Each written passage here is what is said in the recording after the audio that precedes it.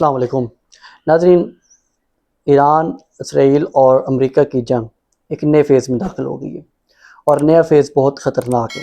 ہم اس حوالے سے آپ کو بتائیں گے کہ وہ کس طرح خطرناک ہے اور کتنا آگے چل کے نقصان ہو سکتا ہے۔ اس کے بعد پھر جو آج پاکستان کی ایک بیٹھک تھی، پاکستان کے جو حکومت میں سرکردہ ہیں انہوں نے ایک بیٹھک اپنی کی ہوئی تھی، میٹنگ کی ہوئی تھی، اس حوالے سے اندر کی کیا خبر ہے ہم آپ کو وہ بتائیں گے آگے چل کے۔ اگر آپ لوگوں نے ابھی تک چینل کو سبسکرائب نہیں کیا تو چینل کو سبسکرائب ضرور کر لیا کریں، اس سے آپ کو بر وقت اپڈیٹس مل جایا کرتی ہیں اور نوٹیفیکیشن بھی آن کر لیا کریں۔ تو اب ہم آتے ہیں اپڈیٹس کی طرف۔ تو سب سے پہلے ہم آپ کو بتائیں کہ جو ایران کی جنگ نئے فیز میں داخل ہوئی ہے وہ کیا نیا فیز ہے۔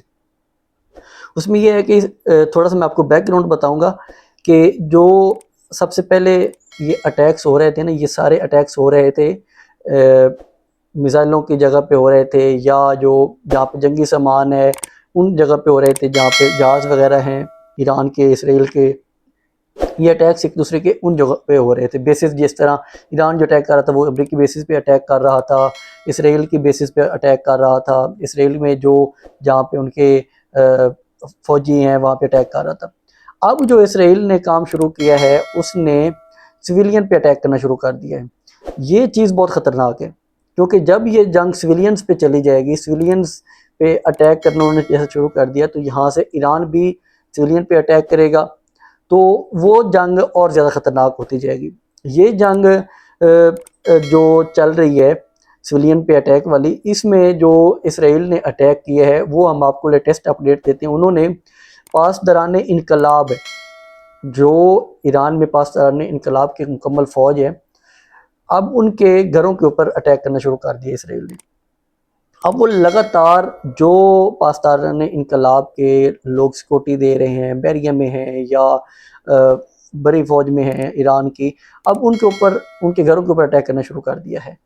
اس کے علاوہ جو یہاں سے ایران ہے، اب اس نے بھی کہنا شروع کر دیا ہے کہ اب ہم بھی اٹیک کریں گے جو ان کے سویلین علاقے ہیں وہاں پہ۔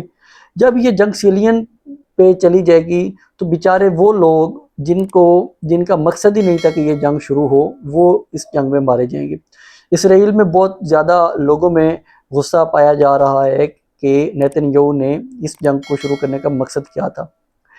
ٹرمپ وہ خود بڑا پریشان ہے کہ اب وہ اس جنگ سے نکلے کیسے، کیونکہ باقی جو اس کے الائیز ہیں وہ اب اس سے ناراض ہونا شروع ہو گئے ہیں کہ آپ نے اس جنگ میں پھنسا دیا ہے ہمیں بھی، اور اس جنگ میں پھنسنے کی ضرورت نہیں تھی، اس جنگ میں انٹرفیرنس کی ضرورت نہیں تھی امریکہ کو۔ اب اس کے جو دوست ہیں وہ بھی سارے ناراض ہونا شروع ہو گئے ہیں، جیسے خلیجی ممالک ہیں وہ اب کافی زیادہ ان کے تحفظات آ رہے ہیں کہ آپ نے یہ جنگ شروع کروا کے جو ڈیفنس سسٹم تھا وہ آپ نے سارا لگا دیا ہے اسرائیل کے اوپر۔ ان کو بھی اس چیز میں تحفظات آ رہے ہیں کہ اس جنگ کو جلد از جلد ختم کیا جائے۔ اب جو پاسداران انقلاب کا ایک اور دعویٰ سامنے آیا ہے وہ یہ ہے کہ انہوں نے کہا جتنے ہم میزائل بنا رہے ہیں نا، ہماری پروڈکشن بھی ساتھ ساتھ چل رہی ہے، کہ یہ نہیں ہے کہ اب ہمارے میزائل ختم ہو گئے ہیں تو اس کے بعد پھر ہم مزید پروڈکشن نہیں کر سکیں گے۔ انہوں نے کہا کہ اتنے ہی ہم میزائل ساتھ ساتھ بنا بھی رہے ہیں۔ ٹھیک ہے، تھوڑی کنزمپشن زیادہ ہے لیکن پروڈکشن بھی ان کی ساتھ کنٹینیو ہے۔ یہ چیز جو ایک ہے، یہ ایک لمبی جنگ کا پیش خیمہ ہے کہ اگر یہ والی چیز کنٹینیو رہی تو یہ ایک بہت لمبی جنگ چلے گی اور اس کا نقصان پاکستان پہ بھی پڑنا شروع ہو گیا۔ وہ بھی ہم آگے چل کے آپ کو بتائیں گے کہ پاکستان پہ کس طرح اس کا اثر آنا شروع ہو گیا ہے۔ ہم پہلے دن سے کہہ رہے تھے کہ اس کا اثر آئے گا، پاکستان میں بھی اس کا اثر ضرور آئے گا، تو وہ بھی آنا شروع ہو گیا، وہ میں آخر میں چل کے آپ کو بتاتا ہوں۔ اس کے بعد پھر جو امریکی محکمہ خارجہ ہے اس نے جو پاکستان کے اندر ان کے ورکر ہیں، امریکی کونسل جنرل جو آفس ہے لاہور کا ہو گیا، کراچی کا ہو گیا، اور اسلام آباد میں تو امریکن ایمبیسی ہے، انہوں نے اپنے ان لوگوں کو کہنا شروع کر دیا کہ جو اضافی لوگ ہیں وہ پاکستان کو چھوڑ دیں۔ اب امریکہ مختلف جگہوں سے اپنے بندوں کو واپس بلا رہے ہیں۔ اب پاکستان سے نکالنا کی جو ایک وجہ ہے یہ سمجھ نہیں آ رہی کہ آیا ایران اٹیک کر سکتا ہے پاکستان کے اوپر، اس کی ابھی تک کوئی سمجھ نہیں آ رہی، کچھ بھی نہیں کہا جا سکتا۔ لیکن ایک چیز ہے کہ پاکستان نے نہ کوئی بیسز دی ہوئی ہیں امریکہ کو، اور نہ ہی وہ پاکستان سپورٹ کر رہا ہے اس جنگ کو ڈائریکٹلی طور پہ. ہاں بیانات نہ دینا اور سپورٹ اخلاقی طور پہ سپورٹ نہ کرنا وہ ایک الگ چیز ہے، لیکن پاکستان اوپنلی طور پہ امریکہ کو بھی سپورٹ نہیں کر رہا اور نہ ہی اسرائیل کو سپورٹ کر رہا ہے. تو کچھ بھی نہیں کہا جا سکتا. حالت جنگ میں ہے ایران کہ آیا وہ یہاں امریکی ایمبیسی پہ اٹیک کر سکتا ہے یا نہیں کر سکتا، یہ تو قبل از وقت ہے کہنا. دوسری سائڈ پہ اور جو امارات میں بہت زیادہ اٹیک کر رہا ہے ایران، اس میں جو سب سے مہنگا ترین سسٹم ہے نا امریکی ڈیفنس سسٹم، وہ یو اے ای میں لگا ہوا تھا، یونائٹیڈ عرب امارات، وہاں پہ لگا ہوا تھا. اس سسٹم کو بھی ایران نے ڈیمیج کر دیا. یہ چیز جو ساری اس طرح کی ڈیولپمنٹس ہو رہی ہیں یہ ایران کو لگاتار مضبوط کر رہی ہیں اور اسرائیل اور امریکہ کو پریشان کر رہی ہیں. ایران پہ بھی اٹیک ہو رہے ہیں. ایران کی جو سویلین پہ اٹیک کرنا شروع کیا ہے، اس سے پہلے بھی سویلین پہ اٹیک کیا تھا تو 160 سے زیادہ معصوم بچیوں کو شہید کر دیا تھا اسرائیل نے اور امریکہ نے مل کے. یہ جو اسرائیل تو آلریڈی جینوسائیڈ اس کو کہا جا رہا ہے کہ وہ اس نے غزہ میں اتنے معصوم بچوں کو شہید کیا ہے نیتن یاہو نے، جس کے انتہا نہیں ہے. نہ اس نے بچوں کو چھوڑا ہے، نہ عورتوں کو چھوڑا ہے، کسی کو بھی اس نے نہیں چھوڑا. وہاں پہ اس نے بہت زیادہ ظلم کیا ہے غزہ میں فلسطینیوں کے اوپر. اب وہی اس نے ریپیٹ کرنا شروع کر دیا ہے ایران میں. لیکن ایرانی ایک مکمل مضبوط ملک ہے، غزہ کی طرح کوئی پٹی نہیں ہے. یہاں پہ ان کو اسی طرح کا آگے سے جواب مل رہا ہے، جس وجہ سے وہ ایک پریشانی کی کیفیت ہے ان میں. امریکہ میں جو سینٹ کمیٹی میں بریفنگ ہو رہی تھی، ڈونلڈ ٹرمپ صاحب وہاں پہ ایک بریفنگ چل رہی تھی اس جنگ کے حوالے سے. وہاں پہ جو ان کے سینیٹرز ہیں انہوں نے پوچھا ہے کہ بھئی آپ ہمیں یہ بتائیں کہ آپ کو اس جنگ شروع کرنے کا مقصد کیا تھا، آپ نے یہ جنگ شروع کی کیوں ہے؟ نہ آپ کو اس کی ختم ہونے کا پتہ ہے کہ یہ جنگ ختم کیسے کرنی ہے، نہ آپ کو پتہ تھا کہ یہ جنگ شروع ہم کیوں کر رہے ہیں. آپ کو اسرائیل نے بولا اور آپ نے جنگ شروع کر دی. وہاں پہ ٹرمپ کافی پریشان ہے کہ ہاں بھئی اس جنگ سے کیسے نکلا جائے. اب اس نے دوست ممالک جیسے کہ پاکستان ہے، کافی ہو سکتا ہے کہ اس نے کہا ہو پاکستان کو کہ آپ اس جنگ کو ختم کروانے میں کردار ادا کریں. ترکی کو بھی کہا ہوگا کیونکہ ترکی کے اور ان کے تعلقات اچھے ہیں. ترکی میں بھی ایک ایران کا میزائل گیا ہے، وہاں پہ انہوں نے وہ گرایا ہے اور ترکی کہہ رہا ہے کہ اس طرح کی حالات سے باز رہا جائے.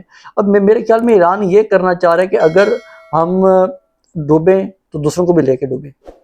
ایران کی یہ پالیسی لگ رہی ہے کہ وہ چاہ رہے کہ اگر ہمیں کچھ ہوا تو ہم کسی کو بھی نہیں چھوڑیں گے. اب پاکستان کی طرف آتے ہیں. جو ہم نے کہا تھا کہ پاکستان پہ اس کا اثر آئے گا، وہ اثر آنا شروع ہو گیا ہے. پاکستان کی جو آئل کے ریزرو ہیں وہ کم ہونا شروع ہو گئے.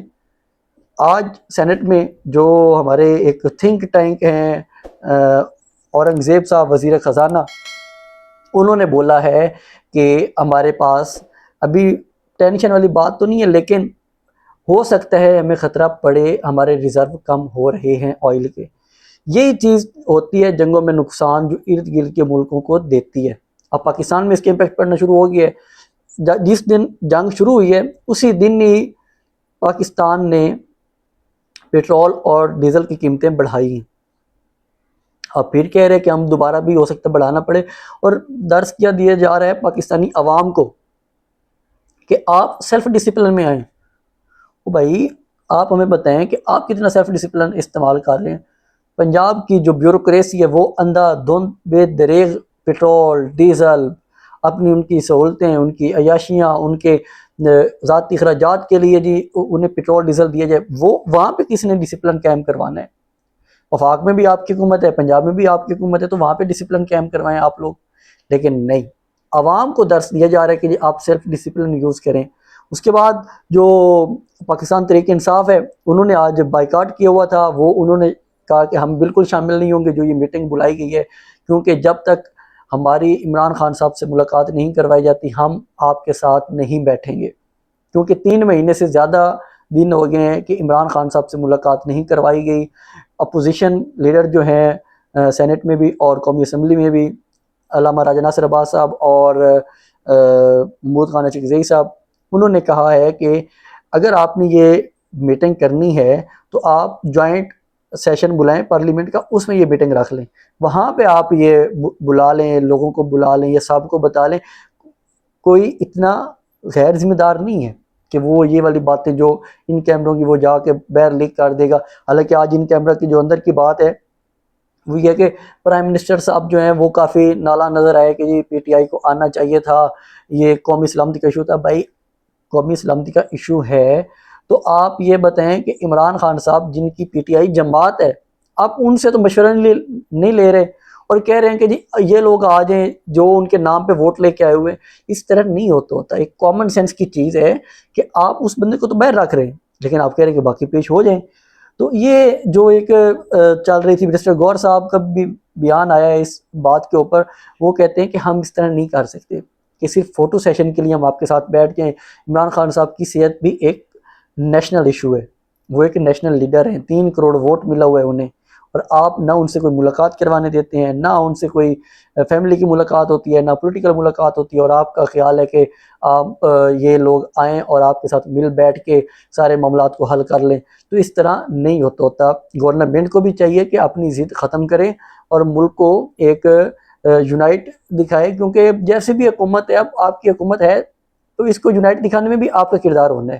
اپوزیشن کا کام تو اپوزیشن کرنا ہے، وہ بائیکاٹس کی طرف جائے گی، آپ کا کام ہے کہ اس کو لے کے آنا ہے کہ وہ بائیکاٹ سے ہٹ کے آپ لوگ کے پاس آئے، بیٹھے، اس معاملات میں ڈسکس کریں ان معاملات میں. تو اب تک کی خبروں کے لیے مجھے اجازت دیں، چینل کو سبسکرائب ضرور کیا کریں. اللہ حافظ.